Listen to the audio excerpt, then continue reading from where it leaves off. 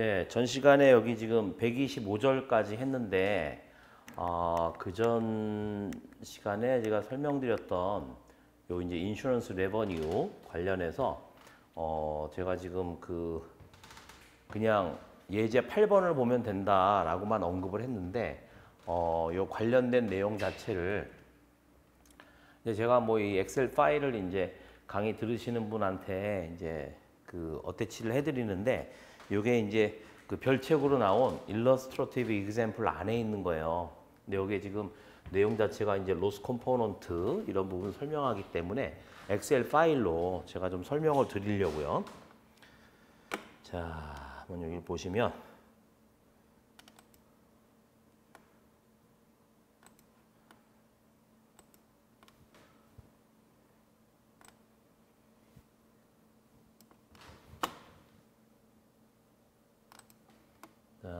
이 부분이 지금 이제 제가 이제 기준서 설명할 때 그때 이제 이 부분을 제가 설명을 드렸지만은 여기 인슈런스 레버뉴 관련해서 어떤 식으로 여기 손익계산서 각 연도 말에 손익계산서에서 여기 이제 보험 수익 있죠. 이 보험 수익 부분이 어떻게 잡히는지 이렇게 이제 연도별로 정리해 놓은 여기 이제 손익계산서에서 각 연도별로 이제 보험 수익하고 그다음에 보험 서비스 비용 이런 식으로 나온단 말이에요. 특히 이제 중요한 게 여기 식으로 보면 이렇게 되는 그 보험 수익 부분이 어디랑 연결이 되어 있나라고 하는 거죠. 여기 이제 항목 손익계산서 항목에서 여기 보험 수익으로 되어 있고 그다음에 이제 보험 서비스 요 발생 요 부분이 지금 여기에서 지금 연결이 되어 있습니다. 특히 이제 이 부분 자체는 이제 그 로스 컴포넌트라고 LRC 안에서의 어떤 그 손실 요소 이 부분이 잡혀 있는데 이것이 이제 어떤 역할을 하는지 그래서 여기 지금 보험 수익의 경우에는 지금 저렇게 잡혀 있고 여기 이제 보험 비용과 관련해서는 이렇게 이제 2000년도 걸 봤을 때 이제 이렇게 된단 말이죠. 그래서 이 부분에서 이제 지금 기준서에서 설명한 특히 이제 시행 세칙주 우리가 이제 하고 있으니까 그렇게 이제 얘기한 측면에서 한번 보려고 해요. 이거 자체는 지금 최초에 여기에서 얘는 앞에 있는 예제 1, 2하고 이제 좀 다른데 애초 이제 처음부터 봤을 때 이미 설명했다시피 이제 이행현금 흐름이 이렇게 이제 넷 아웃플로우로 나기 때문에 이 부분은 이제 손실계약으로 최초 인식 시점이 정의가 되고 따라서 이제 CSM은 0이 되는 거죠. 그래서 1년도 말에는 각 연도별로는 1, 2, 3 그러니까 이제 3년짜리인데 각 연도에 이제 클레임이 발생을 하는 거를 일단은 뭐 테일이 없이 그냥 한꺼번에 지급되는 건데 400이라고 가정을 했고 실제 이제 400이 발생을 했다. 그래 첫 번째 연도에 이제 그런 식으로 되는 거죠. 이제 그랬을 때 보험 수익과 여기 이제 손익계산서를 보면은 그래서 이제 보험 수익하고 그다음에 보험 비용 발생 이렇게 이제 내용을 어떻게 정리하는지 그래서 기준서에 보면은 우리 이제 시행세 측에서 얘기하는 부분이 여기 이제 보시면 한번 정리를 간단하게 할게요. 그러니까 복습한다 생각하시고 다시 한번 보면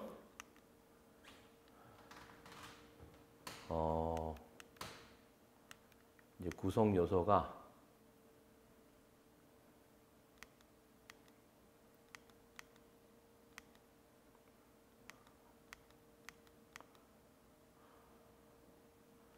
자 보시면 이제 그러니까 이제 결론적으로 위에 거 이제 설명한 것들 뭐 제외되는 거 뭐고 이제 이렇게 보면서 그 보험 수익, 그 보호 기간 동안의 보험 수익은 또한 그 토탈 체인지예요. LRC에 있어서 기간 동안에 LRC라고 하는 거는 남아 있는 그 자녀 보장에 대한 부채 금액을 얘기하는 건데 서비스와 관련된 그죠? 그리고 이제 내가 서비스를 제공한 거에 따라서 엔티티는 expects to receive consideration 거기에 대해서 이제 커버한 거에 대한 인슈런스 리스크를 커버하는 서비스 제공한 거에 대한 그런 그 보수를 받는다 이거죠. 답례로. 이제 그랬을 때 이제 LRC에서의 그런 변동, 전체의 변동이라고 하는 거는 이제 어떤 부분으로 되어 있는가라고 하는 거예요. 그럼 뭐냐면 인슈런스 서비스 익스펜스, 그죠? 서비스 익스펜스라고 하는 거는 요 서비스라고 하는 게 인슈런스 커버하는 거니까 실제 그 얼마만큼의 그 이제 클레임이 발생을 해서 내가 얼마를 지출했는가, 그만큼은 이제 미래 부분에서 당연히 이제 빠지겠죠, 그죠? 보호기간이 지나가면서. 그리고 이제 그 부분 자체는 그 각각 기간 시작하는 시점에 그때 이제 그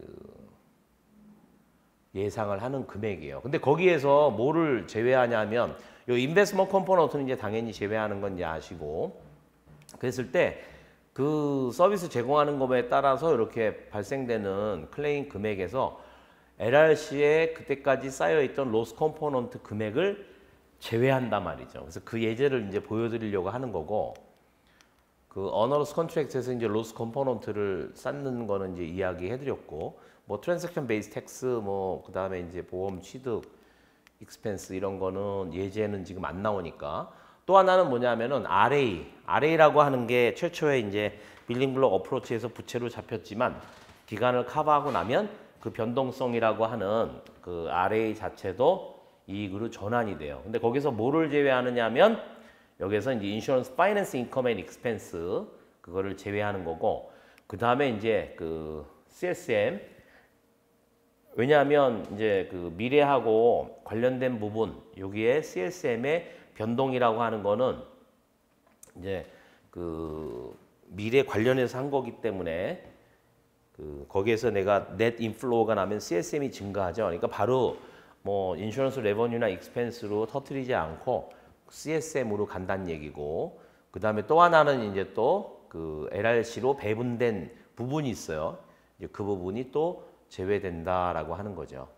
그리고 이제 그 여기는 이제 그 익스클루딩 되는 거고, 실제 지금 방금 설명드렸다시피 레버뉴에서 가장 큰 부분이 제일 처음에 잡혔던 CSM 이 부분이 이제 손익으로 인식되는 건데, 어너러스 컨트랙트 경우에는 이제 그것이 없죠. 예, 그렇게 이제 설명된 부분이고,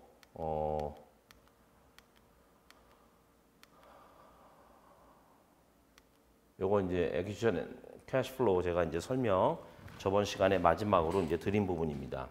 그랬을 때 이제 각각의 부분이 어떻게 적용되는지. 그 지금 기본 가정은 아직 그 1차 년도까지는 가정을 안 바꿨어요. 가장 최초 시점에 각 연도별로 400씩의, 여기 보시면은 400씩의 어떤 그 클레임 발생해서 유출 나는 거를 이제 1차 년도에는 그대로 나오게 돼요. 그런데 그 어너러스 컨트랙트에서 저희가 지금 이야기하는 서비스를 제공함으로써 이제 경감분이 있잖아요, 그죠? 그러면은 기본적으로 여기 400이라고 하는 부분이 여기서는 지금 뭐 일단 그 예상된 대로 발생을 해서 400이라고 하는 부분이 일단은 LRC 부분, 기존에 있던 부분에서 서비스 제공한 대가로 일단은 그 빠져나가겠죠, 그죠? 경감분으로 될 거고, 아래의 경감분도 여기 지금 이제 요거는 80씩에서 최초에 240으로 잡아놓으니까 매년 그냥 균등하게 80, 80, 80 해가지고 잡아놓은 부분 80도 아까 이제 항목에서 봤다시피 경감분으로 해서 들어가요. 그런데 지금 이제 요 어너러스 컨트랙트 경우에는 손실 요소와 손실 요소 아닌 거 LRC 내에서 그거를 이제 배분하는 거에서 설명을 드렸죠. 그러니까 이제 실제로 보험 수익으로 되는 부분, 이제 위험이 서비스 제공함에 따라 경감하는 부분 중에서 289가 이렇게 보험 수익으로 가는 거고, 그 다음에 191이라고 하는 거는 지금 요거 자체도 이제 수익으로 잡는 거지만 기준서에서 얘기하는 게 실제 이제 400이라고 하는 경감분이 있을 때 거기에서 로스 컴포넌트를 제외시켜야죠. 왜냐하면 최초 시점에서 529라고 하는 거를 바로 이제 손실로 인식을 했기 때문에, 그렇기 때문에 이제 그 여기에서는 그러니까 어떻게 설명을 하면은 이제 그 인슈런스 익스펜스에서 로스 컴포넌트 분 배분된 191이라고 하는 부분을 제외한다라고 했지만 191이라고 하는 부분이 수익으로 그렇게 잡힌다라는 얘기나 똑같죠, 그죠? 그래서 이거를 여기다 더한 다음에 400을 전체적으로 빼는 거나 아니면 여기서 바로 이제 빼가지고 여기 이제 익스펜스가 이만큼 줄어든다, 그죠? 400이라고 인슈런스 익스펜스가 발생했는데 그게 로스 컴포넌트 이제 최초 시점에서 아예 그냥 손실로 다 터뜨렸기 때문에 그 부분에 대한 거를 감안해 준단 말이죠. 왜 이렇게 하느냐라고 하면 이 부분을 인식을 안 하면 그러면은 그 내가 그 시점에서 실제 그 이전에 내가 손실로 봤던 부분, 그다음 이익으로 가는 부분, 이 부분을 다 이제 라이프 타임으로 최초 인식 시점부터 쭉 오면서 과연 여기에서 얼마만큼의 손실이 누적적으로 났는지 이런 것을 체계적으로 이제 파악하기 위한 부분이에요. 그래서 거기에서 설명한 그 부분이 되는 거고, 다만 이제 한 가지 변동분으로 봤던 거는 현금 유출이 400으로 됐는데 이제 여기에서는 400으로 들어왔다라기보다는 그렇죠. 여기 현금 유출이 지금 100으로 된 거예요. 그래서 400으로 예상을 했는데 100이 유출이 돼가지고 3차년도도 100으로 가정을 변경하고 400에서 그리고 실제로 100이 들어왔다라고 하는 측면으로 해서 여기 보면은 우리가 그 현 서비스 관련해 가지고는 400이라고 예상을 했는데 100이 나갔으니까 300만큼 이익이 생긴 거고 RA는 그대로 가는 거고 그 다음에 현금 유출은 400이라고 예상했는데 100이 나갔으니까 이렇게 나가겠죠. 그걸 이제 손익계산서 측면에서 보면은 요게 이제 율은 이제 줄어드는 금액 자체는 그 아까 400으로 나갔지만 지금은 100이 나갔잖아요. 그죠? 그리고 그 RA 부분에서 80. 그래서 180이라고 하는 부분이 위험이 경감이 그러니까 이제 서비스를 제공함에 따라서 리스크로부터 릴리스 되는 건데 그 금액을 또 위에 있는 비율, 이 비율로 나누게 되면 108, 172 해가지고 180이 돼요. 그럼 얘는 그냥 보험 수익으로 바로 가고, 그죠? 72라고 하는 이제 그 금액은 100이라고 나가는 인슈런스 서비스 익스펜스에서 제외한다는 얘기죠.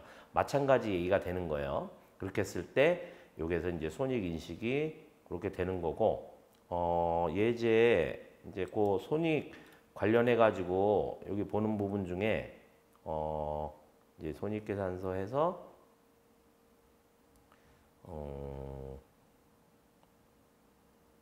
지금 관련된 손익 지금 제가 요거 파일을 좀 잘못 넣은 것 같은데요. 잠깐만요.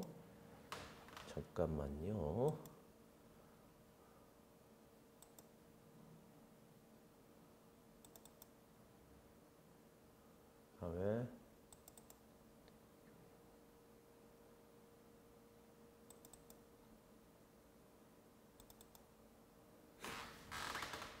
지금 뭐가 하나 빠져가지고 제가 다시 열어볼게요.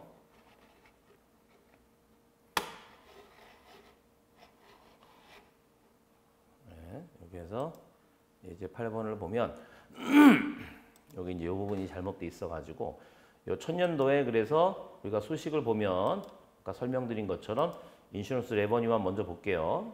얘도 두 번째 연도, 세 번째 연도 해가지고 첫 번째 연도를 보면은 요만큼이 잡혀 있어요. 그래서 원래 아까 설명드린 것처럼 191이라고 하는 게 여기에 합해져 가지고 수익이 돼도 되는 거죠. 그죠? 그러면 인슈런스 익스펜스가 400으로 되는데 여기서는 아예 그냥 인슈런스 익스펜스에서 그 시행 세칙에 보면은 그 적용 지침에 보면은 아예 익스펜스에서 요만큼을 뺀다라고 요 배분된 부분 그죠? 그거를 지금 표시한 거고 두 번째 연도 같은 경우는 지금 똑같이 289 있고 여기도 마찬가지로 191 이렇게 이제 제외된 거고 그죠?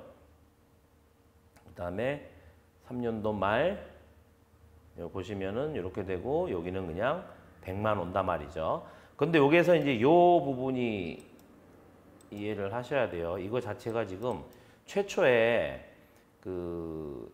요 예 같은 경우는 529라고 하는 부분을 바로 손실로 인식을 해야 된다 그랬잖아요. 최초 시점에서. 따라서 이제 그 보험 서비스 비용 요 부분에서 로스 컴포넌트 529라고 하는 게 바로 1차 년도에 손실로 바로 인식이 되고 그다음에 여기에서 얘기하는 요 209 원래 400인데 그 LRC에서의 로스 컴포넌트 쪽에 이제 그 줄어드는 부분 400을 빼서 209가 돼가지고 두 개를 합쳐서 최초의 보험 서비스 비용이 이렇게 난다라고 하는 거죠.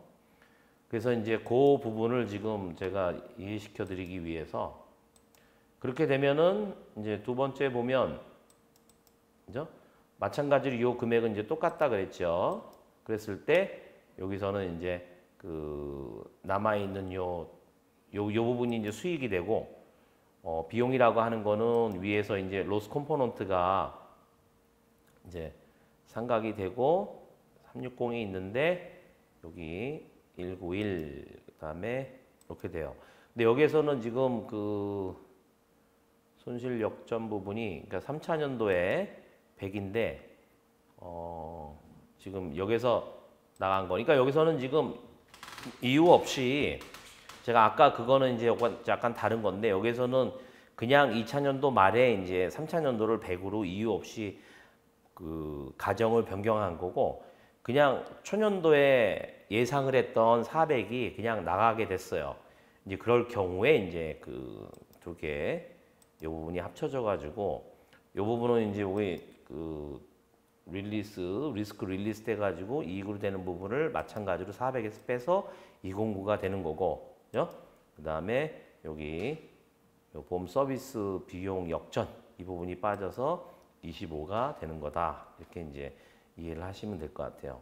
그래서 인슈런스 레버뉴를 구성을 할 때 이제 보험 수익으로 해가지고 내가 LRC에서 줄어드는 부분하고 특히 이제 어너러스 컨트랙트 경우에는 로스 컴포넌트에 있는 부분을 어떻게 이제 감안을 해서 그 손실로 인식을 하느냐 이게 이제 다르게 나타나는 거죠. 그래서 두 개를 그 기준서 시행 적용 지침에서 설명한 거를 이렇게 보완해서 설명을 드렸어요. 그래서 저 파일은 제가 그 제대로 된 거를 정리를 해서 올려놓도록 하겠습니다. 그게 이제 제가 추가적으로 설명해야 된다라고 하는 부담이 생겨가지고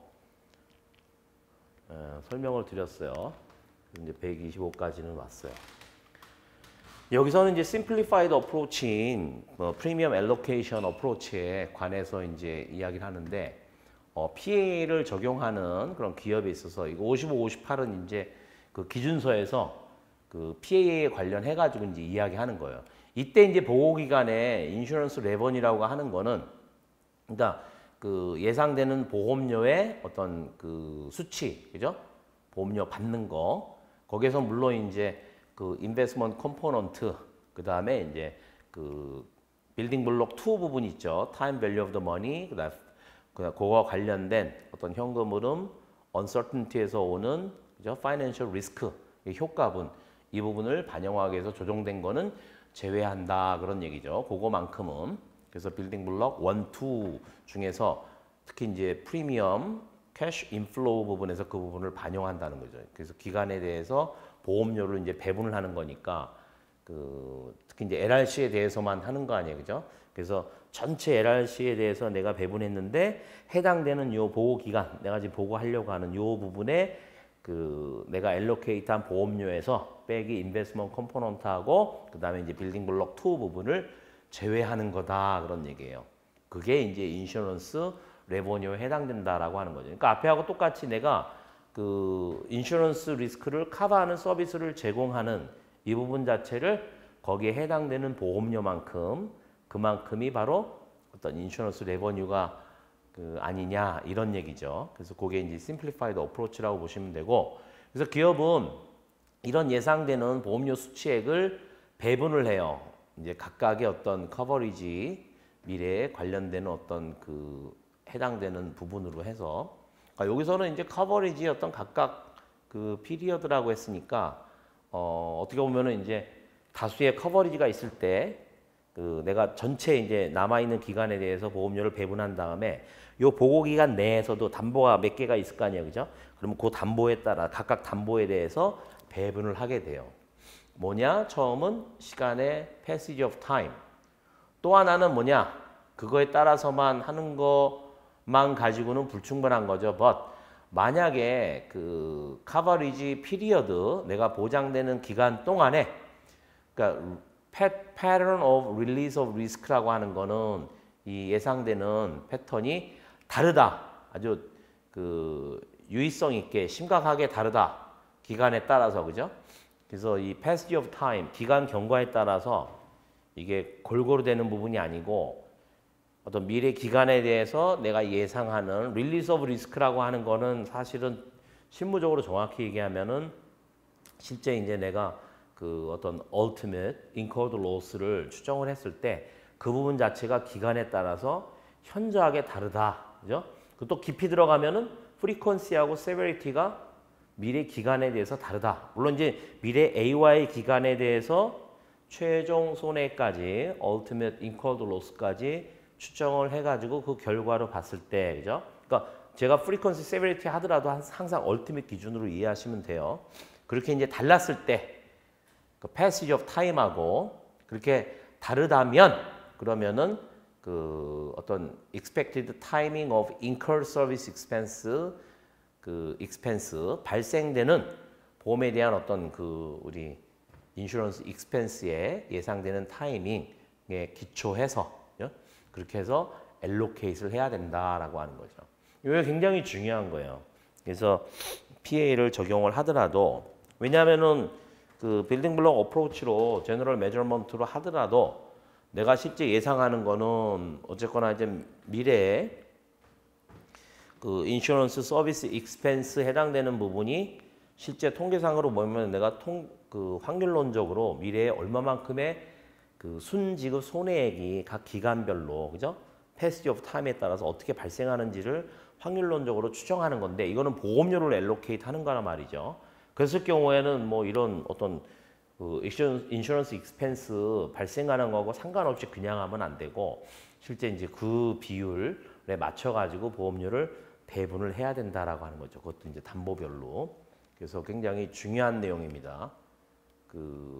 이 부분 자체는 PA만이 아니라 어떤 GMA에서의 그 부분 중요하고 특히나 이제 요 미래에 대해서 적용하는 거니까 이거는 사실은 이제 퓨처 클레임 부분이에요. 그리고 내가 이렇게 그 결론을 낸다라고 하는 거는 그 컨트랙트 그룹에 해당되는 그러니까 그룹 오브 컨트랙트의 과거 인커드 클레임인데 그 인커드 클레임이 데이터가 충분하지 않다 그러면 그 그룹과 유사한 그룹에 그 이전에 충분한 기간에 충분한 데이터를 가지고 요 패턴을 가정으로서 잡아내야 돼요.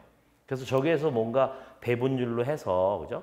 추정을 한 거에 대한 배분율로 해서 내가 가지고 있는 그 프리미엄 리시프트, expected 프리미엄 리시프트 그 금액 자체를 배분을 해내야 돼요. 전체 파이는 똑같지만 처음에 많이 배분되고 뭐 적게 배분되고 각 기간별로 얼마나 배분되느냐라고 하는 부분이 완전히 독립적이지는 않다라고 하는 거죠. 그죠? 보험료를 배분한다 그래서 실제로 이제 이 부분 자체가 PA를 쓰던 GMA를 쓰던 굉장히 중요한 어떤 가정으로서 큰 역할을 하게 되는 부분입니다. 그렇기 때문에 이제 이야기를 하는 거죠. 그래서 요거는 이제 그 여기 그 time value of the money, financial risk 그래서 56절을 제가 이제 인용을 한 거예요. 자, 그다음에 이제 그 기업이 어떤 allocation의 기준, 베이시스 이거를 바꾸는 것으로 한다. 뭐에 대해서 앞에서 설명한 126A하고 126B가 있죠. 그래서 이제 126A는 그냥 passage of time이고 126은 이제 pattern of 그 release of risk. 그죠? 그거에 관련된 건데 요거 사이 between A and B 그죠? as necessary 필요하다면 첫 번째 passage of time하고 그 release pattern 요거 사이에 배분 어떤 기준을 변경할 수 있다. 어떻다면 facts and circumstances change. 그러니까 이런 얘기가 많이 나온다 그랬죠.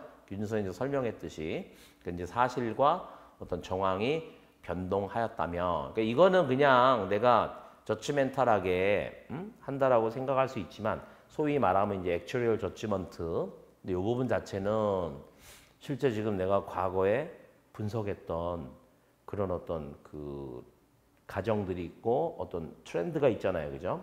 내가 어떤 가정을 했을 때 그 가정 자체도 과거로 봤을 때 어떤 트렌드가 있는데 갑자기 이제 달라졌어요. 뭔가 현상적으로 지금에 와서.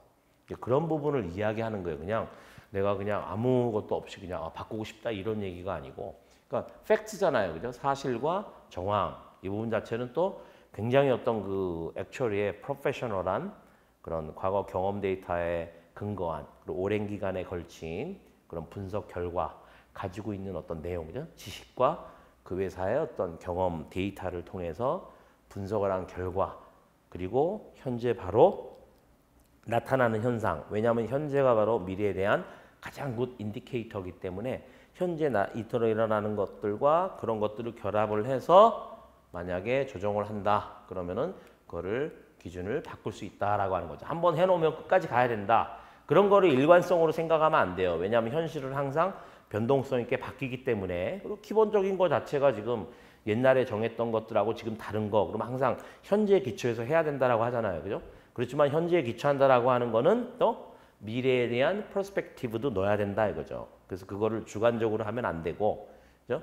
어떤 전망이라는 차원인데 그게 어떻게 보면은 facts and circumstances를 내가 가지고 판단을 할 때 뭐가 변했다 그러면 기준을 바꿔야 된다 이렇게 이해를 하셔야 돼요. 저거를 그냥 마구 인용하더라고요. 그리고 이제 87 앞에서 이제 그 추가로 해서 보여드렸는데 그것은 그 엔티티에게 요구를 해요. 어떠기를 인슈런스 파이낸스 인컴 앤 익스펜스를 포함하도록 요구하고 있어요. 뭐냐? 파이낸셜 리스크하고 관련된 가정들의 변동의 효과 부분 그 부분을 뭐에다가 인슈런스 파이낸스 인컴 앤 익스펜스 인 거기에다가 포함하는 것을 요구하고 있어요. 그래서 IFRS 17의 목적하에서 예를 들어서 그 인덱스 오브 프라이스 그죠? 가격 지수 내지는 어떤 율 지수 아니면 에셋에 대한 가격 지수 이것들에 근거한 어떤 인플레이션에 관한 어썸션 그죠? 뭐에 관해서요? 인플레이션하고 링크드된 수익 그죠? returns 수익 그 부분과 관련한 이런 어썸션들은 파이낸셜 리스크하고 관련된 어썸션이에요. 근데 좀 B를 보면 확실히 이해할 수 있는 게 여기서는 뭐라고 돼 있냐면은 비슷한 문장인데 on an entity's expectation of specific price change예요. 그러니까 어떤 특정한 그 자산에 대해서 기업이 예측하는 거예요. 물론 기업을 못 믿는다는 건 아니고 이거 자체가 이제 어떤 마켓 어썸션하고 엔티티 스페시픽 어썸션 그거의 차이를 얘기하는 거예요. 그래서 여기에 뭐 서브젝티브라든지 어떤 저지멘탈한 얘기는 안 나오지만 entities expectation이에요. 내가 어떤 특별한 어떤 에셋 이런 부분에 그 투자를 하고 있는데 아니면 뭐 언더라잉 아이템에 근데 그 부분 자체 가격이 변함으로써 내가 예측을 할 수 있죠. 그죠? 그건 해야 돼요. 또 어떤 관리회계 측면에서는 자기 나름대로 이제 그걸 평가를 해서 내가 가지고 있는 자산의 포트폴리오나 어떤 언더라잉 아이템의 그 포트폴리오 자체가 엔티티별로 다르기 때문에 하긴 해야 돼요. 그렇지만 여기 IFRS 17 재무제표 작성 목적에 있어서는 이렇게 여기하고 관련된 인플레이션 그걸 가지고 내가 인플레이션을 기초해서 추정할 수 있는데 그런 인플레이션은 파이낸셜 리스크에 관련된 어썸션이 아니다라고 하는 거죠. 이게 굉장히 중요한 얘기예요. 그죠? 빌딩 블록 2에서의 어떤 그 금액 부분.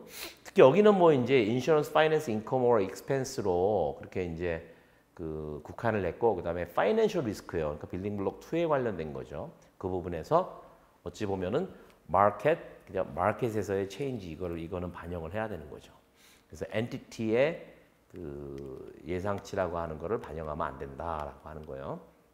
그래서 기준서에서의 8889 그 부분은 이제 제가 내용을 보면은 기업으로 하여금 또 모두 하도록 하고 있어요. 요거는 이제 그 어떤 그 회계 정책에 있어서 그 선택을 하도록 요구하고 있어요. 기업으로 하여금 뭐에 대해서 whether to disaggregate 그죠?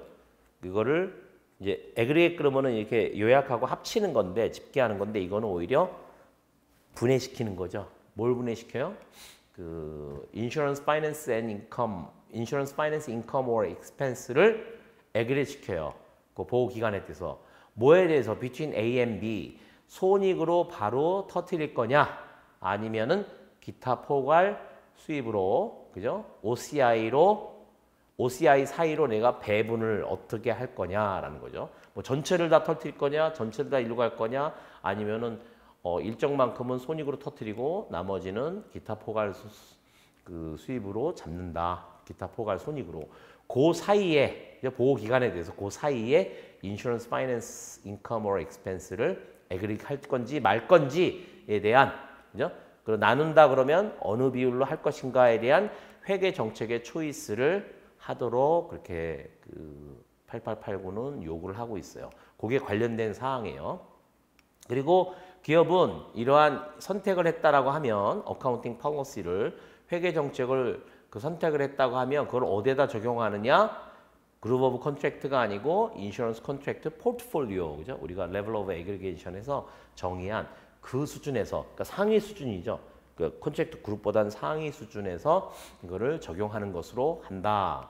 그리고 이제 그런 인슈런스 컨트랙트 포트폴리오에 대해서 적절한 회계 정책인가를 내가 그 평가하는 데 있어서 그 IAS International Accounting Standard, Accounting Policies, Changes in Accounting Estimate and Errors 여기에 13절 요거를 요거 이제 13이니까 거기에 이제 패러그래프를 적용을 해서 그 기업은 각각의 포트폴리오 있죠. 회계 정책을 정한 그 포트폴리오에 대해서 특히 에셋 이 부분을 감안을 해야 돼요. 뭐냐? 엔티티가 보유하고 있는 그리고 이런 에셋을 내가 어떻게 it accounts for 그죠? 그거를 설명을 해서 평가할 건가? 이런 부분에 대해서 각 포트폴리오에 대해서 그렇게 그런 에셋들 이런 부분들을 자기가 보유하고 있고 그리고 그 부분들을 어떻게 내가 설명할 것인가라고 하는 거를 고려해야 된다. 여기에 따라서 그죠? 그렇게 이제 이해를 하시면 될 것 같아요. 자, 지금 이제 우리가 인슈런스 레버뉴가 끝나고 그죠? 죄송한데 여기 28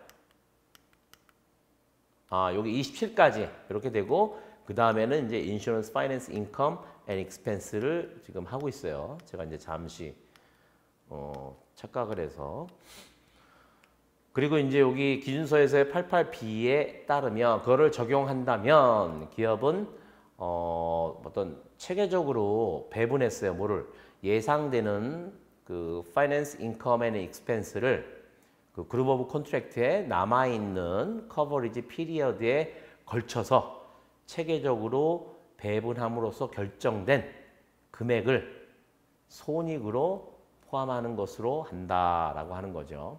그러니까 이제 우리가 예제에서 봤듯이 인슈런스 인컴 앤 익스펜스 자체도 이제 손익으로 바로 인식을 해요. 물론 이제 앞에서 얘기했다시피 이제 그 부분을 OCI하고 이제 어떻게 배분하는지 이 부분도 이제 정리를 해야 되지만 이제 그러한 어떤 그 배경 하에서 그러한 컨텍스트 하에서 이런 체계적인 배분이라고 하는 것은 배분이다. 그러니까 전체 토탈 파이낸스 인컴 앤 익스펜스를 배분하는 것이다라는 그룹 오브 인슈런스에 대해서 남아있는 어떤 그 커버리지 기간, 남아있는 기간에 걸쳐서 그 컨트랙트 그룹의 전체 그 파이낸스 인컴 or 익스펜스를 그 배분하는 문제라는 거죠. 시스테매틱 알로케이션이라고 하는 거는 그거는 지금 어디에 근거해야 되느냐? 요거 over the duration인데 is based on 그죠? 어디에 근거해야 되느냐? 계약의 특성에 근거해야 된다. 그리고 without reference to factors 그죠? 그러니까 without 이하에 해당되는 이런 사항들 고려하지 않고 그거를 배제하고 계약의 특성에 근거해야 된다. 어떤 팩터들이냐? 요 계약들 하에 발생하는 예상되는 현금 흐름을 영향을 주지 않는 거기에 영향을 주지 않는 그런 팩터들을 고려하는 것은 제외하고 그러니까 바꿔서 말하면은 계약 하에서 예상되는 캐시플로우에 영향을 미치는 그런 팩터들만 그런 특성들만 감안을 하라는 얘기겠죠. 예를 들어서 파이낸스 인컴 앤 익스펜스의 어떤 배분은 어떤 인식된 수익, 어떤 자산에 대해서 인식된 예상 수익에 근거하면 안 된다라고 하는 거예요. 만약에 그러한 예상 인식된 수익이 컨트랙트 그룹의 캐시플로우에 영향을 전혀 미치지 않는다면, 그죠? 키 팩터는 계약의 어떤 미래의 현금 흐름에 영향을 미치지 않는 거예요. 그죠? 에셋에서의 어떤 수익 자체가.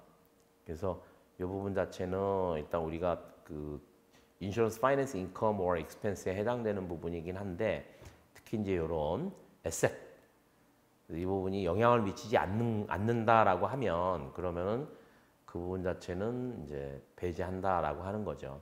그러니까 보험회사라고 하더라도 이제 어떤 에셋 자체가 인슈런스 리스크 커버되는 부분하고 연동되어 있지 않은 그런 에셋들도 있단 말이죠.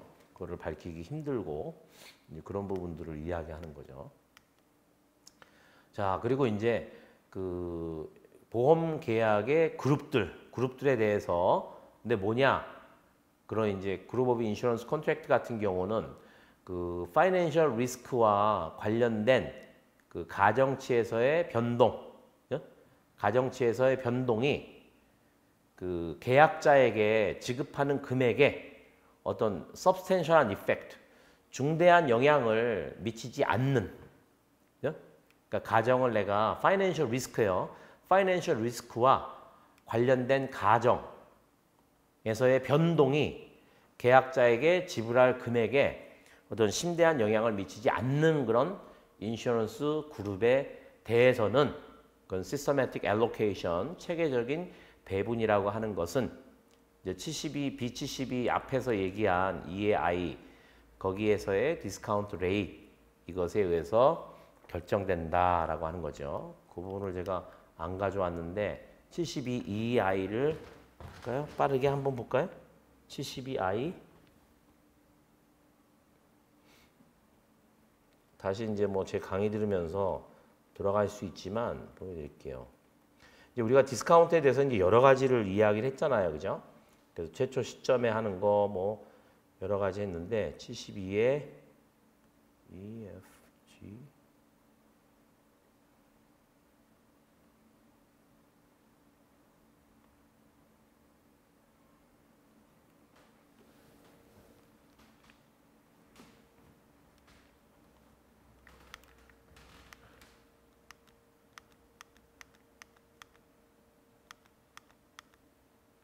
이 아이라 그랬죠? 이 아이가 지금 2의 1 얘기하는 거예요. 죄송합니다. 2의 I 이런 얘기죠. 그리고 이제 인슈런스 파이낸스 앤 인컴 얘기하잖아요. 그죠? 그거를 손익이나 아니면 OCI로 디스애그리게이트 하는 경우에 나오죠. 그죠? 그래서 인슈런스 파이낸스 인컴 그러니까 손익에 포함되는 인슈런스 파이낸스 인컴의 금액을 결정하기 위해서 그죠? 만약에 엔티티가 이런 이 부분을 일단 배분하기로 그죠? 인슈런스 파이낸스 인컴 앤 익스펜스를 손익과 OCI 사이에 배분하기로 결정을 했어요. 뭐로? 손익으로 이제 그 포함되는 금액을 결정하기 위해서 내가 이제 어카운팅 팔로시를 정해 가지고 두 개 금액을 이제 봐야 될 거 아니에요. 그랬을 경우에 여기 똑같이 나와 있죠. 그죠? 파이낸셜 리스크가 리스크에 관련된 가정의 변동이 보험 계약자에게 지불되는 금액에 중대한 영향이 없는 그런 계약 그룹에 대해서 B131 지금 우리가 이제 얘기한 거 있죠. 거기에 대해서 할인율은 어떻게 결정되느냐? 최초 인식 시점에 결정한 할인율을 이용한다 이거죠. 그리고 이제 36라고 하는 기준서에서 이제 그 한 절 외 디스카운트 설명한 거 있죠. 최초 인식 시점 얘기 나오는 거. 거기에 너미널, 명목 현금 흐름에 적용을 한다 이거죠. 언더라잉 아이템의 변동에 따라서 변동하지 않는 그런 명목 현금 흐름에 대해서 36절을 적용해서 최초 인식 시점에 했던 부분. 이 부분이 이제 B30이라고 연결되는 거죠. 그래서 다시 이제 돌아와 보면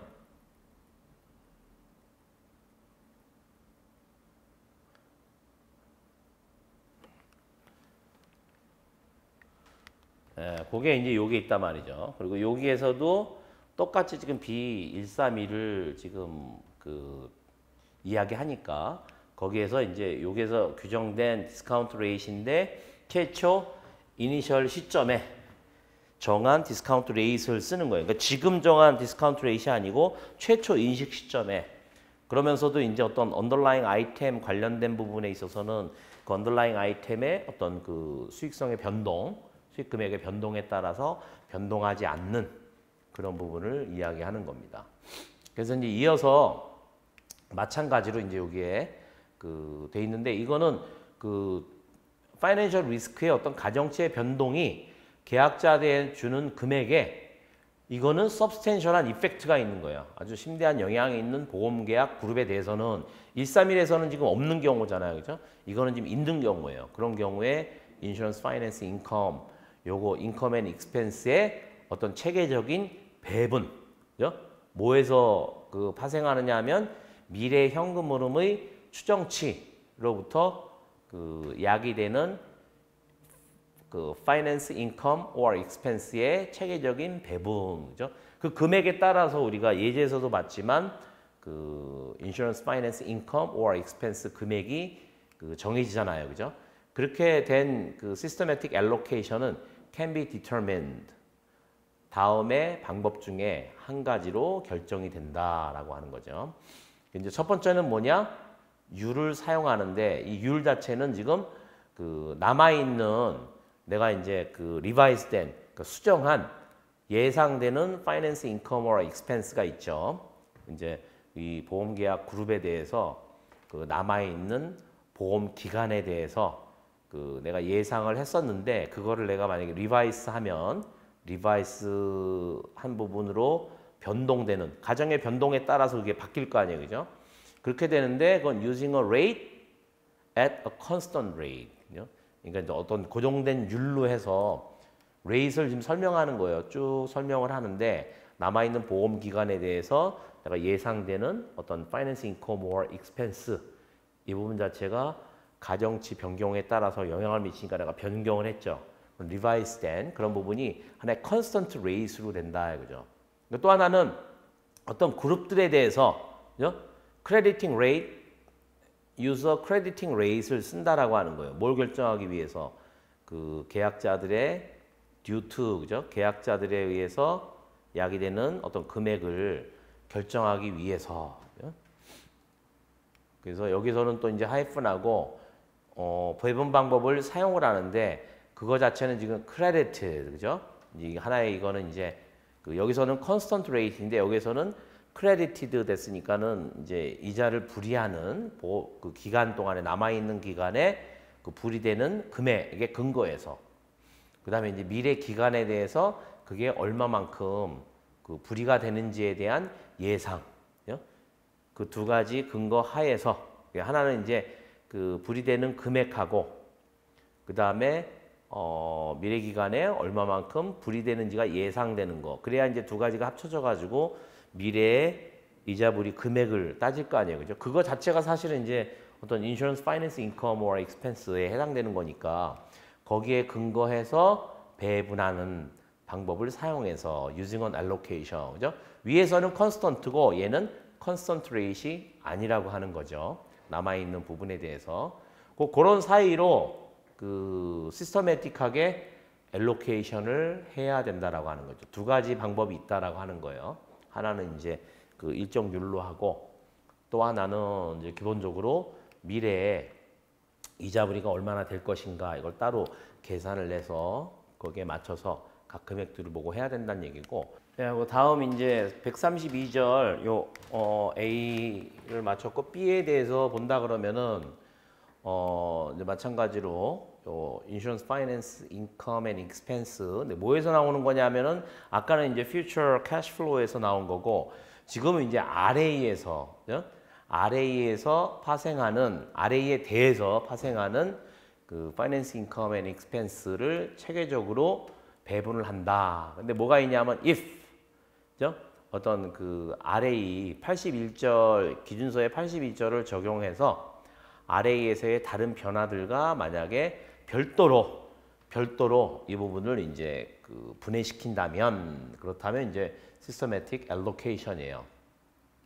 이제 문장으로 보면은 그것은 여기 이제 보시면 여기서 얘기하는 게 그 지금 B니까 그렇게 그 파이낸셜 리스크에 의해서의 어떤 가정치의 변동 이 부분이 계약자한테 주는 금액에 아주 그 상당한 영향을 미치는 그런 보험 계약 그룹에 대해서 그런 이제 요거 미래 현금 흐름에 대해서 하는 거고 RA 관련해 가지고는 이제 그렇게 하고 이 시스테매틱 알로케이션이 어떻게 그 결정되느냐 하면 어떤 그 일관성 있는 방법으로 뭐에 대해서 그 지금 A에서 얘기한 미래 현금 흐름에로부터 발생하는 그 finance income or expense의 그 배분, 사용된 that 그것과 일관성 있는 방법으로 결정을 해야 된다라고 되어 있어요.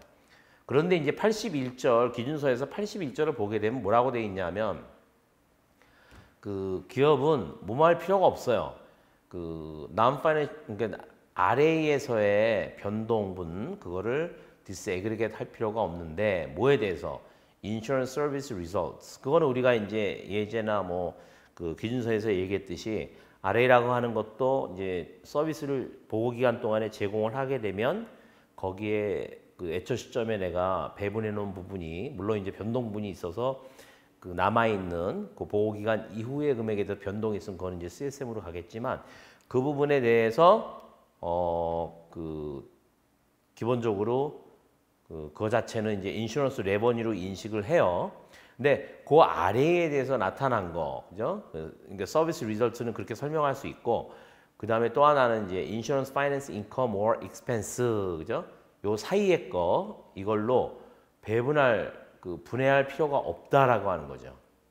그래서 이러한 디스애그리게이션 분해시키는 거를 기업이 하지 않는다면은 그냥 아래에 전체 변동분을 인슈런스 서비스 리설트의 부분으로서 그 포함을 시킨다라고 하는 게 되어 있어요. 그죠? 그래서 이제 여기에서는 사실은 이제 그 요거를 그 시스테매틱 엘로케이션을 안 한다라고 하는 예제인데 만약에 이제 내가 결정을 해서 그거조차도 이제 RA 본래 부분하고 인슈런스 파이낸스 인컴 앤 익스펜스로 분리해 가지고 디스애그리게이트 시킨다. 별도로 한다 그러면은 A번에서의 어떤 미래 현금 흐름에 그 배분하고 일관성 있는 방식으로 거기에서 했던 부분을 그대로 이제 그 이유를 쓰면 된다라고 하는 부분이죠. 이제 C에서는 또 CSM을 이야기하는 거예요. CSM에서의 어떤 그 Finance Income or Expense. 그래서 예제를 보면 이제 잘 이해를 하실 텐데 그거에 대해서는 이렇게 Direct Participation Feature, 그죠? 직접적인 어떤 그 배당 성격을 가지고 있지 않은 보험 계약에 대해서는 72B 아까는 이제 봤으면 72 뭐 그 2의 1번이었잖아요. 그죠? 그 72B 좀 이따 보겠습니다만은 거기에서 적용한 할인율로 바로 이제 하면 되는 거고 직접 배당 성격이 있는 거는 그리고 이제 배당 성격이 직접 배당 성격이 없는 거 참여 성격이 없는 계약에 대해서는 이제 그 future cash flow 마찬가지로 A에서 했던 그런 것과 그 일관성이 있는 방식으로 해서 그거와 관련된 그런 엘로케이션을 이용을 해서 배분을 한다 그렇게 이해하시면 됩니다. 72B를 보게 되면은 뭐 제가 봤을 땐 똑같을 것 같은데 아까 이제 최초였죠? 그 72B의 경우는 가져왔어야 되는데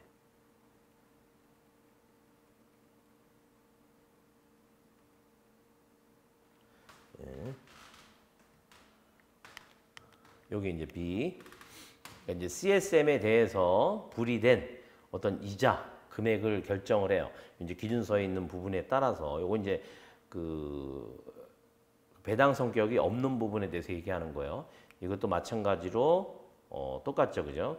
그 아까 우리가 봤던 부분하고 똑같죠. 그룹 컨트랙트의 최초 인식 시점, 그 시점에 결정된 할인율을 그대로 쓴다. 뒤에 문장도 이제 똑같죠. 72의 2의 I하고 이제 케이스만 나누는 거니까 그래서 최초 인식 시점에 할인율을 써서 한다라고 하는 거죠. 그 시점의 거가 아니고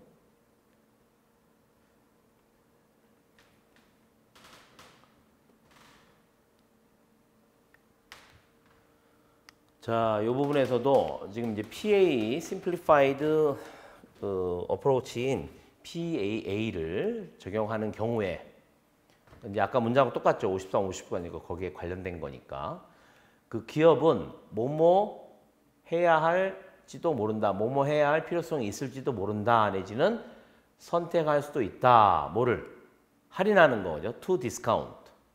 그 특히 이제 LIC에 대해서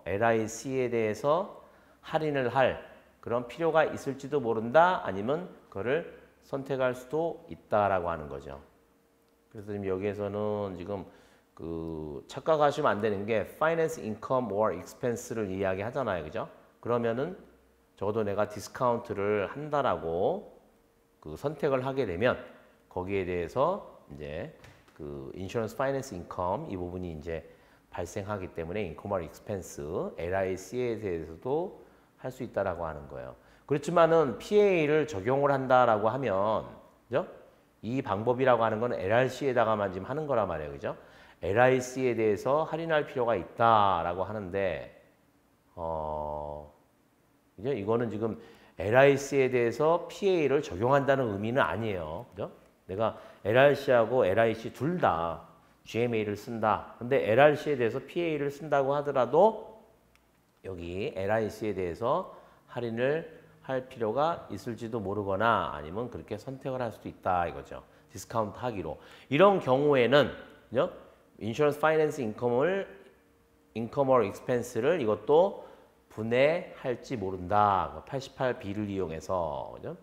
그러면 만약에 기업이 이 선택을 한다라고 하면 인슈런스 파이낸스 인컴 or expense를 손익으로 바로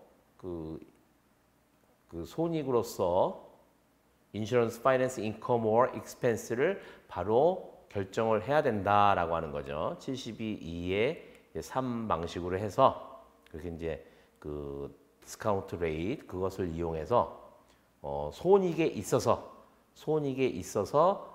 이 금액을 바로 결정을 한다. 그러니까 내가 인슈런스 파이낸스 인컴 or expense를 금액을 이제 결정을 하는데 그 부분을 손익으로서 그렇게 인식을 해야 된다라고 하는 거죠. LIC 부분에 대해서 그래서 요 LIC 부분에 대해서 지금 여기 이제 may라는 표현이 있는데 우리가 기본적으로 이제 GMA를 쓸 때 특히 이제 손해보험 같은 경우는 어떤 LIC 부분 자체도 여러 해에 걸쳐서 그죠? 심한 경우는 10년도 넘어간다 그랬죠. 외국에서는 어떤 시스템이 다르기 때문에 이제 그런 경우에 이제 할인율을 쓰는 것으로 결정해야 될 필요가 있을지도 모르고 결정해야 된다라고 하는데 GMA 방법을 쓰는 경우에는 이제 반드시 적용을 해야 되고 PA 경우에도 사실은 이제 LIC 같은 경우 GMA를 써야 되는데 여기에서는 이제 만약에 그 부분을 요거를 따로 그죠? 분류해 가지고 그렇게 이제 분해해서 한다면 그죠? 그러니까 요거는 지금 분해한다는 얘기지 합쳐서 아까 RA도 그랬잖아요. 그죠? 합쳐 가지고 전체 변동으로 한다. 근데 LIC 부분도 꼭 분해할 필요 없이 그냥 전체를 묶어서 한다. 이렇게 이해하시면 돼요. 이건 분해할 필요가 디스애그리게이트 할 필요가 없으면은 뭐 굳이 할 필요는 없을 것 같아요. 그러니까 이런 어떤 디스카운트 레이트 자체도 별도로 잡아야 되기 때문에 그리고 이제 기준서에서 89 이것이 이제 기준 89가 적용되는데 만약에 이제 엔티티가 기업이 either by choice 자기 선택에 의해서 또는 선택 사항이 아니라 must해요. 꼭 해야 되는 그거에 의해서 기업이 underlying 아이템을 그러니까 이제 직접 배당 특성이 있는 거에 대해서 그런 보험 계약에 대해서 underlying 아이템을 기업이 만약에 보유하고 있다면 그렇게 되죠. 보유하고 있다면 89절이 적용이 된다. 89절. 만약에 이제 엔티티가 인슈런스 파이낸스 인컴 익스펜스를 디스애그리게이트 그죠? 할 필요가 없는데 만약에 그거를 디스애그리게이트 하는 것으로 결정을 했다. 89B를 적용을 해서 그렇게 되는 거는 이제 include expense or income을 profit or loss 손익으로 포함시킨다라고 하는 거예요. 그때 이제 expense or income은 뭐냐? 정확히 이제 매치가 돼요. income or expense로 정확히 매치가 되는 그런 expense와 income으로 손익으로 포함을 해야 된다라고 하는 거죠. 그리고 이제 요 매치되는 income하고 expense는 profit or loss 손익으로 포함되는 income expense하고 매치가 돼야 된다라고 하는 거예요. 지금 헷갈리지 마셔야 될 게 finance income or expense에 대해서 이야기하는 거예요. underlying 아이템 상에 있어서의 어떤 인컴이나 익스펜스가 손익으로 포함되는 것과 정확히 매치하는 방식으로 같은 비율로 쓰란 얘기겠죠. 그래서 resulting in the net of two separately presented items being nil. 그래서 두 가지가 그 0으로 되는 그런 만약에 이제 별도로 그 표시가 된다라고 하면 그것을 네팅해 보면은 0이 되도록 그렇게 결과하는 그런 방식으로 두 가지를 정확히 매치시켜야 된다라고 하는 거죠. 예. 그래서 별도로 표시를 하더라도 이제 여기 단기 손익에 직접 미치는 영향은 이제 없는 건데, 예. 그래서 이제 89절 그 부분을 보게 되면은 직접 배당 성격이 있는 보험 계약에 대해서 언더라잉 아이템을 기업이 이제 보유하고 있는 그런 특성에 대해서 기업은 어카운팅 폴리시를 결정할 수 있어요. 그 뭐냐? 인슈런스 파이낸스 인컴 익스펜스를 그냥 단기간에 손익으로 넣을 수 있다. 그죠? 보통 그런 경우고. 그다음에 요 분해하는 경우에 대해서 이제 여기서 얘기하는 거예요. 89B. 그런 경우에 그 인슈런스 파이낸스 인컴 or expense 여긴 지금 다 이제 그 파이낸스 인슈런스가 빠졌지만 그 줄어든 걸로 이해하시면 돼요. 요거 자체를 그 각 기관에 대해서 애그리겟을 시켜요. 뭐로 손익으로서 이 금액만큼을. 근데 금액이 바로 그 어카운팅 미스매치를 제거하는 금액으로 그죠? 그래서 언더라잉 아이템 보유 언더라잉 아이템에서의 손익으로 포함되는 그런 인컴 or expense와 그 미스매치되는 이 부분을 없애기 위해서 그죠? 그 손익으로 그 해당 기간에 포함되는 파이낸스 인컴 or expense를 분해한다라고 하는 거예요. 그래서 요거는 이제 우리가 지금 134, 136에서 이제 설명하는 부분인데 지금 여기서는 딱 매치돼 가지고 0으로 되게 하는 거 아니에요. 그죠? 그래서 디스애그리게이트 하는 요거 자체가 여기에서 어카운팅 폴리시를 두 사이에 내가 그 얻을 수 있는데 B 같은 경우에는 이제 요 인슈런스 파이낸스 인컴 앤 익스펜스를 배분을 하는데 이 부분 자체가 딱 그 미스매치를 일리미네이트 시킬 수 있는 거죠. To include profit or loss. 그 손익에 그 금액만큼을 포함시켜서 미스매치를 해결할 수 있게 한다. 그러니까 이제 그 B가 만약에 추가적인 업무여서 이 부분이 나는 선택을 안 할 수 있다 이런 건 아니에요. 왜냐하면은 얘는 이제 이렇게 해놓고 나면 요게 어카운팅 미스매치가 생길 수 있단 말이에요. 그런 경우는 디스애그리게이트 해서 여기서 얘기하는 것처럼 각각 그 분해된 부분을 네팅으로 하게 되면 표시된 부분을 그렇게 하면 미스매치가 사라진다 이거죠. 뭐에 대해서 언더라잉 보유하고 있는 언더라잉 아이템에서의 어떤 그 손익하고 미스매치가 되는 부분을 해결을 할 수 있다 그런 얘기예요. 이제 엔티티는 그 어카운팅 폴리시의 어떤 선택 89에서 아까 두 가지 얘기했죠. 그 부분에 대해서 어떤 선택을 퀄리파이 한다. 아, 그것이 내가 A를 선택을 했는데 그래도 되겠다.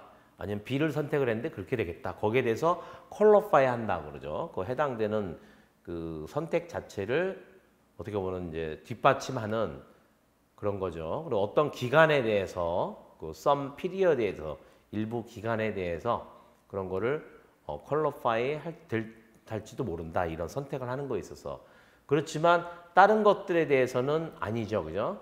may not qualify죠. 왜냐하면 어떤 변동이에요. whether 이하에 있어서의 어떤 변동. 언더라잉 아이템을 보유하고 있는지 보유하고 있지 않은지에 있어서의 변동 때문에 그 다른 부분에 있어서는 그죠? 어떤 기간에 있어서는 이게 퀄리파이 될지도 모르지만 다른 부분에 있어서는 이런 사실 때문에 언더라잉 아이템을 보유하고 있는지 아는지의 어떤 그 차이 이거에 의해서 다른 부분에 있어서는 다른 기간에 대해서는 그죠? Some periods in other periods 이게 해당 그 요게 생략된 거예요. Other periods 일부 기간에 대해서는 그렇게 내가 어카운팅 폴리시의 어떤 그 선택을 그렇게 퀄리파이 할지 모르지만 그 다른 기간에 대해서는 그렇지 않다. 왜냐하면 언더라잉 아이템을 보유하고 있느냐 아니냐에 있어서의 그 변동이 있기 때문에 그죠? 보유하거나 보유하지 않거나 이런 변동, 언더라잉 아이템의 보유하고 있다가 보유하지 않는다라고 하는 이런 변동이 발생하는 경우에 그 회계 정책의 선택, 기업이 이용할 수 있는 회계 정책의 선택이라고 하는 거는 changes from A to, 그러니까 A서부터 B까지 그 변동한다 이거죠. 내가 그 사이에서 선택을 할 수 있다라고 하는 거예요. 이제 88에서 얘기하는 셋아웃된 그런 그 초이스로부터 from that 셋아웃 88절에서 이야기하는 거하고 또 하나는 89절에서 이야기하는 거 요 사이에서 어떤 그 사이에서 선택을 할 수 있다라고 하는 거죠. 아니면 거꾸로 89에서 88로 바이스 벌사니까 그래서 이미 우리가 이제 88, 89를 봤지만 그 사이에서 선택을 할 수 있다는 거고 따라서 기업은 might change 어카운팅 폴리시를 변동할지도 몰라요. between that 그죠? 어카운팅 폴리시죠 이번엔 그 어카운팅 폴리시인데 뭐냐 88B에서 얘기한 거 있죠. 디스애그리게이트 하는 거 그렇게 된 것과 89B 89에서 A 88, 89 두 개 사이에 그 between 여기 사이에서 어카운팅 폴리시를 둘 중에 어느 거를 택할지도 모른다. 그 이러한 어떤 그 내가 어떤 결정 어카운팅 폴리시의 그 선택을 이렇게 하는 데 있어서 기업은 어떻게 해야 되느냐? 그 포함시켜야 돼요. 어떤 적립 금액을 그 전에 쭉 적립됐던 금액을 뭐로? 그러니까 OCI로 Other Comprehensive Income, OCI에 포함 그 전에 포함됐던 그런 적립 금액을 포함시켜요. 어느 시점에 그 change의 어떤 reclassification, adjustment, 그죠? 손익에 있어서 재분류하는 그런 조정을 하는 거죠. reclassification 이것으로써 그 변동, 그 금액을 이제 포함시키는 거예요.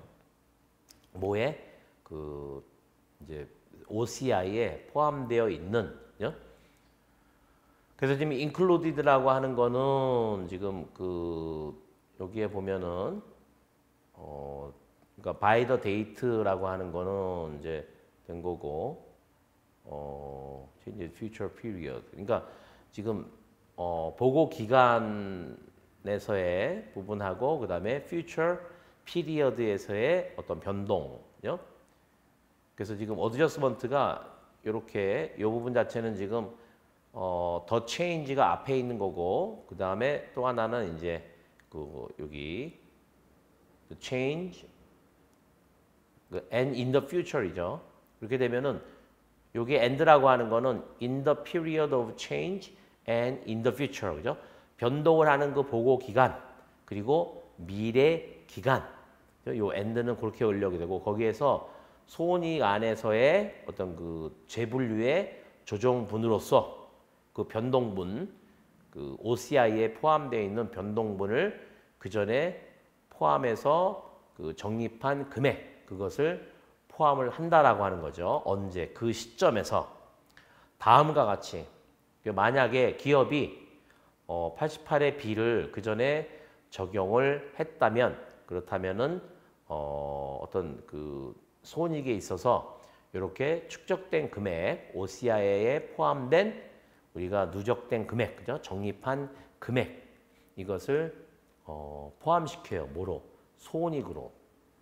어느 시점 전에 그 체인지가 일어나기 전 시점에 OCI에 그 포함되어 있는 어떤 적립 금액 이것을 손익으로 포함한다라고 하는 거죠. As if the entity가 88B로 이미 선택했던 그거를 as if 그죠? 뭐뭐 한다라고 가정을 한다라는 얘기죠. as if니까 미래에 대해서 이 방식을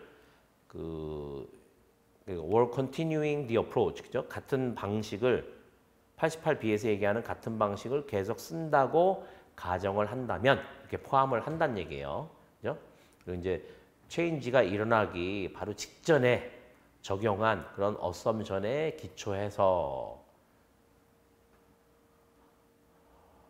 그렇게 한다는 얘기고 그다음에 이제 두 번째 여기에서 얘기하는 지금 88이라고 하는 부분에 이제 B가 나오는데 아까 우리가 봤지만 이제 두 가지에서 선택을 한다고 되어 있잖아요. 그죠?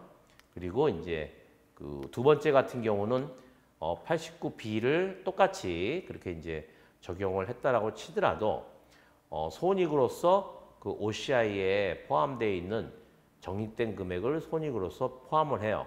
근데 before the change. 자, 여기 이제 A의 1번에 대해서 설명한 부분이 여기 88B라고 했는데 88B는 이제 89가 적용되지 않는다고 하면 이제 기준서에서의 항목이에요. 이제 89는 이제 뒤에 나오겠지만 그러면 이제 어카운팅 폴리시 회계 정책을 정하는데 뭐뭐 사이에 그러니까 insurance finance income or expense를 그 해당되는 기간에 그냥 전부 손익으로 포함하는 그런 A 그 정책 A가 있고 두 번째는 insurance finance income or expense를 배분을 해요. 그 기간에 대해서 이제 배분을 하는데 그 손익으로 포함하기 위해서 어떤 systematic allocation을 한다는 얘기죠. 그 예상되는 어떤 total insurance finance income or expense 이 보험 계약에 남아 있는 어떤 듀레이션에 대해서 어떤 체계적으로 배분하는 이거를 이제 선택을 했다면 그게 이제 89, 88이에요.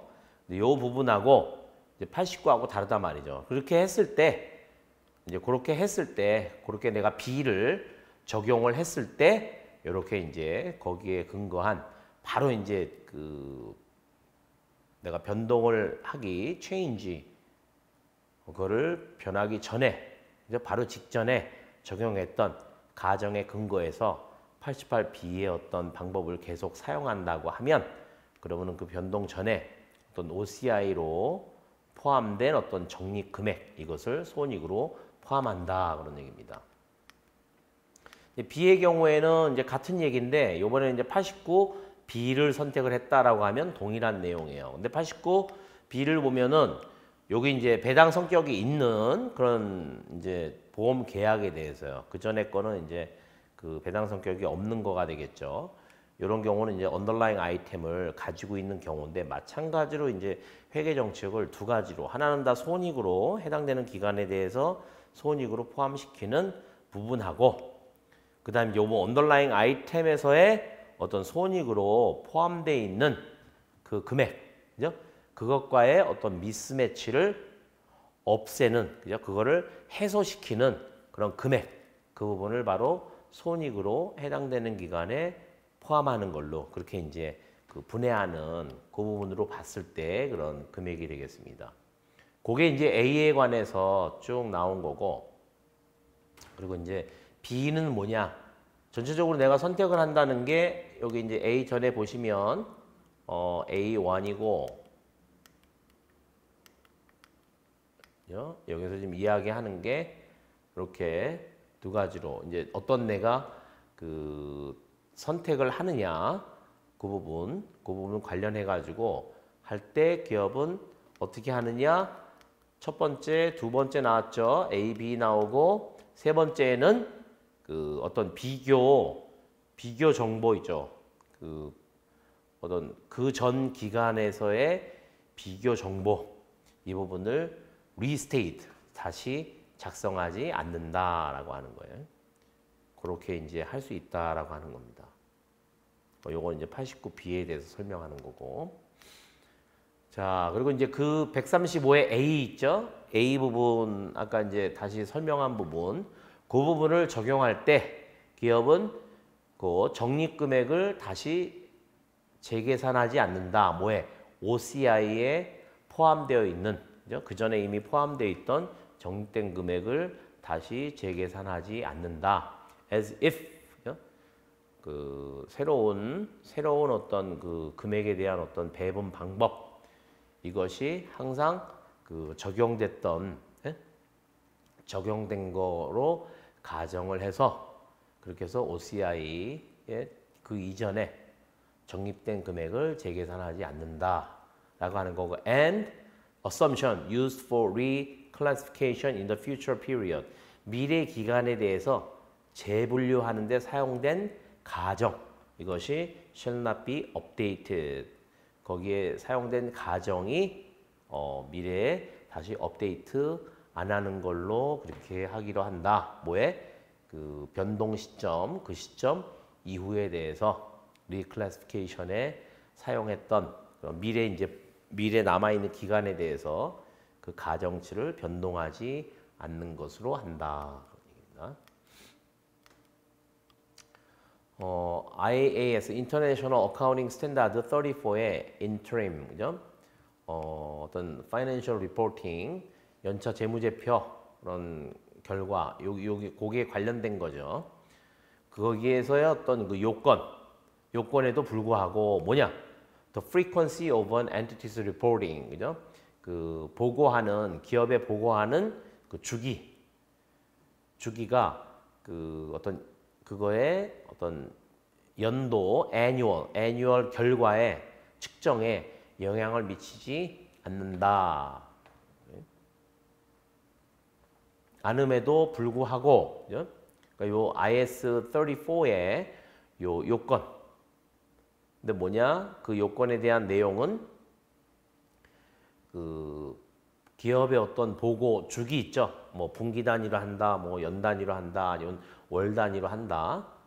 그렇게 이제 그 연도 안에서 내가 월 단위냐, 분기 단위냐, 뭐 반기 단위냐라고 하는 거를 프리퀀시라고 하면 그 부분 자체가 annual result에 영향을 미치지 않는다라고 하는 그런 요건이 있음에도 불구하고 엔티티는 그 변경시키지 않는 것으로 한다. 그러니까 어카운팅 에스티메이트, 회계 차원의 어떤 그 추정치에 대한 처리 방법을 바꾸지 않는 것으로 한다. 근데 이 추정치는 언제 만들어졌느냐? 그 전에 interim financial statement, 그죠? 그 연도 안에 내가 이제 그 만약에 분기로 했다라고 하면 분기에서의, 그죠? 분기 재무제표 상에서 내가 그 했던 그런 추정치, 그때 추정했던 그 회계적인 추정치, 그러니까 그때 만들었던 회계적인 추정치의 어떤 처리, 이것을 내가 변경하지 않는 것을 한다. IFRS 17에서 이제 그 적용을 하는데 그때 subsequent interim financial statement 어떤 그 annual reporting period나 아니면은 그 안에 그 뒤 후속으로 오는 그 내가 만약에 뭐 1, 4분기를 했다 그러면 2, 3, 4 이런 그 이후에 interim financial statement이 있어서 아니면은 전체 애뉴얼, 그죠? 1, 4분기 내가 했다고 하더라도 이후에 2, 3, 4분기 아니면은 연도 말에 전체 모아가지고 애뉴얼로 하는 그런 거를 IFRS 17에서 적용할 때 그럴 때 그런 이전에 했던 뭐 예를 들어서 1, 4분기에 했던 그 추정치의 처리 이것을 그 변경하지 않는다라고 하는 거죠. 근데 이 부분 자체가 이제 어떻게 보면은 그 만약에 이제 지금 상장사 같은 경우는 한국에서는 일단 분기 단위로 해서 재무제표 만드는 걸 생각하고 있는데 우리가 이제 이전에 생각했던 거는 지금 하는 거 같은 경우 그렇잖아요. 내가 뭐 월별로 했다. 그럼 뭐 1, 2, 3월치를 합치면은 분기 재무제표가 되는 거고. 그다음에 또 1, 2, 3, 4를 합치면 연 재무제표가 되는 걸로 이제 그렇게 이야기를 하는데 여기서는 이제 그 어떤 그 IAS 여기에 34에 그런 내부에 그죠? 연도 내에서의 어떤 주기 이런 부분들이 어떤 그 전체 애뉴얼 리설트에 영향을 미치지 않는다라는 그런 요건이 이제 있음에도 불구하고 그 어떤 그 어카운팅 회계적인 차원에서의 추정치를 어떻게 내가 처리하는지 이거를 변동시키지 않는 것으로 한다라고 하는 거예요. 그 previous interim 내가 이제 분기에 1, 4분기 했다 그러면 2, 4분기에도 그러니까 treatment of accounting estimate이니까 계리적인 에스티메이트하고 좀 다르겠죠, 그죠? 내가 이제 재무제표에 넣는 차원으로 이걸 어카운팅 차원에서 그 추정치들을 다 해서 어떤 재무제표에 넣는 그 수치로 바꿔야 되지만 사실 그거에 베이스 된 거는 다 추정치의 성격이란 말이죠. 그거를 내가 어떻게 처리하느냐 이런 부분들을 바꾸지 않는 것으로 한다. 이제 일관성이 있어야 된다라고 하는 거죠. 이 부분 자체가 이제 그 실제로 예를 들어서 이제 그 임플리멘테이션 프로젝트가 끝나가지고 내가 다 이제 어떤 한 기간에 대해서 이제 인트림으로 한다 그러면은 뭐 분기에 대해서 이제 결과를 낳았어요. 그랬을 때 이제 그거하고 일관성 있는 방법으로 해서 2차 그 2, 4분기를 한다라고 치면은 그죠? 각 과거에 대해서 내가 한다라고 치면 2, 3, 4 이렇게 해가지고 과연 애뉴얼 연차 재무제표를 내가 그 임플리멘테이션 시스템 한 거에 의해 가지고 다 임플리멘트 된 거에 의해서 이제 만들었는데 분기별로 한 거하고 과연 이게 그 애그리게이트 했을 때 같느냐라고 하는 그런 부분. 그게 이제 여기 기준에 나와 있는 걸로 보면은 IS34 같은 경우는 annual result 그 측정에 영향을 미쳐서는 안 된다라고 하는 거예요. 그 지금은 사실은 이제 그렇게 되어 있고, 그러니까 어떻게 보면은 그렇게 이제 맞추기 위해서 이제 그 IFRS 17 이거를 적용을 할 때, 그죠? 얘하고 달리 IFRS 17을 적용을 할 때, 그때 어떤 그 전에 인트림 파이낸셜 스테이트먼트 하에서 했던 회계적인 어떤 그 추정치에 대한 그 처리 이 부분을 변경하지 않는 것으로 한다. 이 부분 자체가 이제 뭐 물론 이제 만약에 트리트먼트를 어카운팅 에스티메이트의 그 처리를 변경한다라고 하면 이제 정확히 공시해야 되는 의무가 있겠지만은 그거를 안 하는 거로 한다. 이런 부분들이 이제 어떻게 보면은 투명성의 한 성격이라고 보시면 돼요. 근데 이제 뭐 이거를 또 확대 해석해가지고 제가 이제 말씀드렸지만은 뭐 밑에 이제 여기서는 어카운팅 에스티메이트이지만 이 숫자로 올라오기 위해서는 밑에 이제 어떻게 보면은 그 프로덕트로 그죠? 광산에서 뭘 캐듯이 우리가 계리적인 의미에서 어떤 에스티메이트 하는 부분들이 그 여기처럼 트리트먼트가 일관성이 있어야 된다 그래서 뭐 모델을 똑같은 걸 써야 되고 뭐 이런 측면은 아니에요. 물론 이제 바꾸게 되면 내가 왜 바꾸는지 뭐 프리딕션이 어긋나서 그렇고 뭐가 어떻고 이제 자세히 어떤 프로페셔널하게 액츄리로서 이제 설명을 해야 되지만 그런 부분들이 확대 해석되면 안 되는 거죠. 그래서 제가 비교 가능성, 컴패러빌리티에 대해서도 한번 이야기를 했지만 뭐 기업을 그 보험회사끼리 비교하기 위해서 똑같은 모델을 써야 된다. 얘가 뭐 예를 들어서 RA 거에 뭐 그냥 어떤 맥 부스트래핑을 썼으면 얘는 ODP 부스트래핑을 쓰면 안 돼. 오버 디스퍼스 파송을 쓰면 안 되고 얘가 MCMC 마르코프 체인 몬테카를로를 썼으면 얘도 마르코프 체인 몬테카를로 써야 된다. 이런 차원은 아닌 거예요. 그죠? 그러니까 굉장히 프로페셔널하게 하는 영역하고 그다음에 이거 자체는 이제 어떻게 보면은 그 숫자들을 바탕으로 해서 재무제표에 들어가는 어떤 회계, 어카운팅 폴리시 이 차원에서의 어떤 추정치 처리하는 거 이거에 대해서 이야기를 하는 거죠. 그러니까 그런 뭐 어떤 모델을 내가 쓴다라고 하는 건 제가 뭐 어카운팅 전문가는 아니지만은 그런 차원은 아닌 것 같아요. 그죠? 이게 자체가 얘기하는 것 자체가 이제 회계에 대한 어떤 처리고 그래서 그런 측면에서 굉장히 일관되게 흐르는 부분들이 그 어떤 그 투명성을 얻기 위해서 상당히 그 어떤 그 자의적으로 심하게 얘기하면 서브젝티브하게 자의적으로 뭔가를 변경시키는 거 그런 거를 그 얼라우하고 있지 않는 거죠. 허락하지 않는 거죠. 그래서 이런 부분 자체는 실제 이제 프로젝트 하는 분들 같은 경우 이제 뭐 이제 큰 회사들은 좀 끝났다고 하니까 현재도 이제 결과치에 대한 것들을 뭔가 이제 그 레콘사일하고 밸리데이션 하는 거에 지금 다들 이제 열심히 하고 있는 것 같은데 이 부분도 되게 중요하죠. 그래서 상장사 같은 경우 이제 분기별로 해서 재무제표를 일단 기본 최소 단위로 해서 만들어요. 그래서 1, 4분기, 2, 4분기 합치면 반기, 그죠?